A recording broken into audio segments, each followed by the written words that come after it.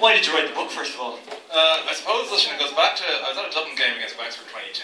It was pretty irritating, and I started to call off from that because basically, I got very annoyed basically the way Dublin were playing during that match. No offence, lads. And so I sort of started to call him off.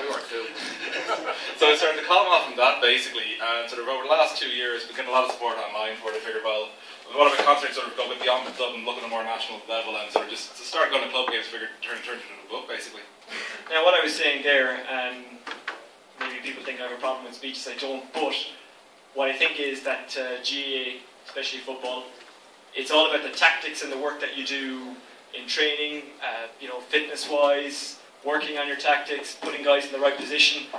And a speech then is something you might do 5-10 minutes before the match or the day before or whatever. But the important stuff is the tactics, and you've written a lot about that in the book. Yeah, well, I suppose one of the interesting things for me was that, like, I saw a lot of obviously criticism on the Sunday game and the like about how teams weren't playing football the right way. I was kind of going, well, they're playing it the way that works for them best, and it's because they've done an awful lot of work over months and years in some cases with some teams, just to really find what suits them best. Like, you see teams like Crossmaglen, who I know some people here aren't too fond of, who play remarkably radical football for a club team, considering they don't have the hours that a county team has to put together. And you see that all the way down to junior level, even underage, like sort of the scheming that's going on from a lot of managers is just trying to outthink players because they realise that you can't play the same game against an opponent who's got stronger players than you, so you've got to try and change it. We saw that with Sligo against Galway this year in the Championship, and of course Donegal over the last 3 years. People remember their loss to Cork a couple of years ago in the quarter-final in Croke Park. It was an absolute slaughter. I was walking through Ireland myself at the time, and I happened to get a massage from their physio 2 days after that, and it was a pretty brutal massage, to be blunt about it, Usheen, because he wasn't in a good mood. You seem to be saying that we watch the Sunday games and maybe we take our attitude to football from that and we just pretty much copy what they're saying, and maybe sometimes they get it a bit wrong as well. They're not looking in depth enough. Is that what you're trying to get across in the book? I'm not quite as harsh. You're not sorry. I'm not saying you're just having a go at the Sunday game. No, actually, I am having a go at the Sunday game. It's not as harsh on the viewers, to be honest. But it's okay because it's presented by a cooler man. So yeah. Have all the goals you want. No, Sunday game I'll take care of plenty. But most of the viewers, I can hear a lot of people giving out about the fact that it's the same old analysis in the Sunday game, and it's a lot of it is guys who haven't played the game in 20 years, is the honest truth about it, and so they haven't really seen the way it evolved. Like I haven't played the game well in about 31 years, but I'm still I'm trying to stay in the cusp of what's happening and what's changing. Like, because what worked for Tyrone even 9 years ago isn't going to work today. Like, we've seen Kildare sort of play like that, and they got hammered by Cork in the All-Ireland quarter-final. So it's constantly evolving. To me, that's great for the sport. What's the biggest change that you've noticed, even in the last couple of years? Ooh, that's a hard one. I suppose it's finding a way to make swarm defending an attacking tactic. Like Crossmaglen, Donegal, in very different ways, have both found a way to do that. In that, like, while they're very, very deep in defence, they can really get those bodies forward. I remember, I know Ger Gilroy from your own station, Usheen, was heavily defending Donegal all through last summer as well, because people weren't appreciating that they were getting bodies forward. The difference in Donegal in 2011-2012 isn't really in style, it's an execution to me, in that, like, they were trying to play that forward play last year, they just hadn't got that stage of the game developed yet. Come 2012, I remember going to Ballybofey myself to watch them play in the league match against Cork. You could see they had taken a big step forward in the winter, when of course they weren't training. Of course not. And so progressing through to the summer, and of course we saw what they did this summer. Like, with a lot of those guys played in that game 3 years ago where Cork destroyed them. They beat Cork, they beat Kerry, and they beat Mayo to win the All-Ireland. Now, it's interesting how you kind of became so obsessed with the tactical side of the game. It all came from an old video that Larry Ryan, your dad and a patron of the club, of course, gave you. It's about 10 years ago I was watching this. I was still in college at the time, and Dad was mentioning how one of my old hurling coaches, Ger Hogarty, was on a 21s team for Crokes that won the Dublin title in 1988. And just to give a bit of background to it, there was still league football in 21s back then, but we didn't play it that year because we couldn't get the team together. Got a squad together for this championship, and a lot of the team ended up winning the All-Ireland 7 years later. And Mick Pender was goalkeeper, so every time we kicked the ball out, went most of the field, because O'Toole Park isn't the longest pitch going, and Mick has got a pretty long leg on him. And we played Ger Hogarty, who was a 6'5" man, and he's built as big as I am, and that's not a small boy, I think it's fair to say. He's built as big as I am, 6'5", but instead of playing him in full forward or centre forward, they played him in the corner, which really unbalanced the attack. And considering it's 24 years ago, you didn't really see things like that back then. Ger Hogarty in the corner, and it just totally caught Sing Street off guard in the day. And from there, the seeds grew. Yeah, that, and the one other thing I'd say as well is, I have been sort of making a gag of my own playing career. I did a lot of reffing as well, which I was slightly better at, I like to think. And the one thing I would say to anybody who's sort of, still playing, do try reffing, because if you're a player or a coach, it gives you a totally different perspective on the game, because you do literally have to watch all 30 players at once. Not always because of the fighting, but just You got to see where the ball's going, like, basically. Is it true that there's no such thing as a good referee? There's a bad referee or a referee who just isn't noticed? Yeah, I'd say that's true enough, like, for the most part. I know there are one or two good whistleblowers out there, but, like, you know, your best day when you're a ref, I felt myself, was when they weren't talking to me afterwards, like, you know. Because usually they're talking to me once and say, well done.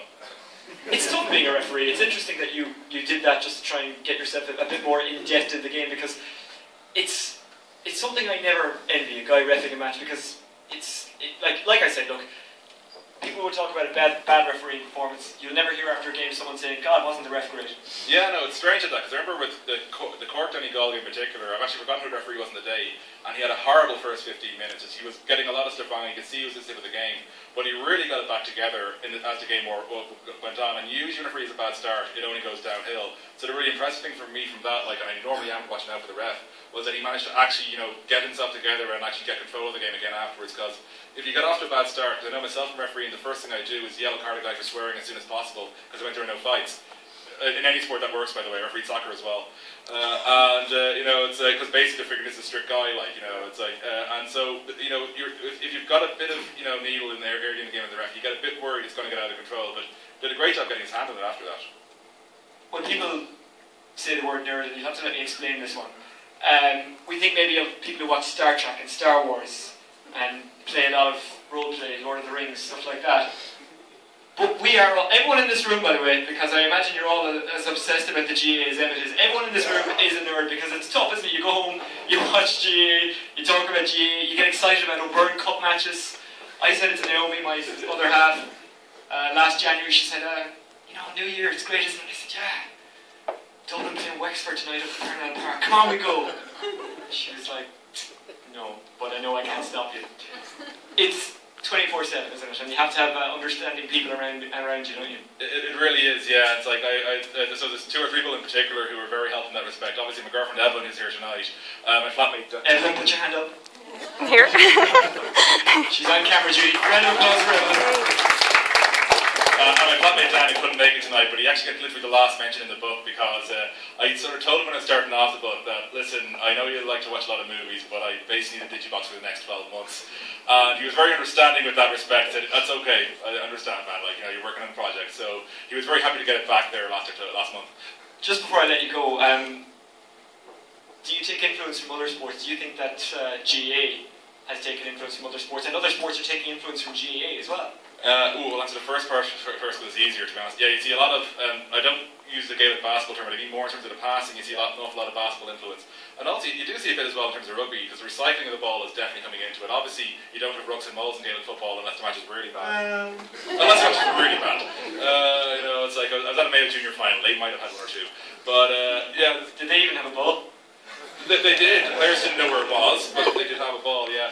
In terms of other sports taking influence, I don't see we're seeing it too much yet. Definitely in terms of the training regimen, I know a lot of sports over here have taken it on, because they see a lot of fitness freaks in Gaelic games. And they've naturally, obviously, Brian Cullen, like with the Dubs, and his work with Leinster afterwards in that respect.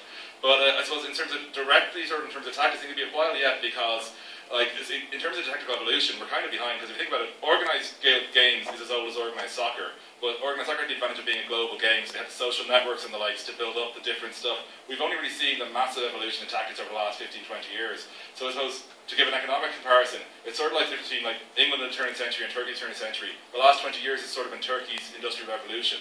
And so we're sort of having that with Gaelic games now, we're seeing that at the tactical level. And people say, oh, there's too many tactics employed now in GAA. But I don't see that necessarily as a bad thing. And maybe looking at Donegal this year, we saw that it isn't a bad thing. You can be defensive, which can also be quite entertaining to watch. Absolutely. Like, aside from maybe the Kerry game where they kind of had to drag it back a bit, they were pretty expansive as the team went, like, and they were like really moving the ball all over the park. Like, and obviously Frank McGlynn was one of the most exciting players to watch in football this year. And obviously I had a great time for Colin McFadden, although I have a bit of a funny incident with Colin, because as some of you might know, I've been travelling around the country to county finals selling books. And anyway, you know, it's like, why are they selling books? Not I email people in advance and see if they want them. So anyway, a guy from Donegal emailed me called Colin McFadden, and if anyone from Donegal here knows, about 5,000 people roughly with that name. Laura can confirm it later. And so I figured it probably isn't him, and sure enough I get there, it's a guy in his late 50s, early 60s, so figuring, right, grand, it's not him. So I get away chatting to him, he starts asking me about the games in the summer and stuff like that. I just start telling him how great his namesake Colin McFadden was. After about 30 seconds of absolutely telling him how wonderful this guy was, he goes, thanks, that's my son. So yeah, it's like, there are previous instances where that didn't go so well, where I was saying bad things about a guy's son, didn't realise it, which some of the soccer guys here will know. So thankfully this went the right way this time. Okay, we'll hear more from Emmet in just a few moments, but some faces you might recognise over here. I will introduce them to you now. John Costello is the Chief Executive of the Dublin County Board, and the Chairman is Andy Kettle. Andy, if you'd like to come up and have a lunch.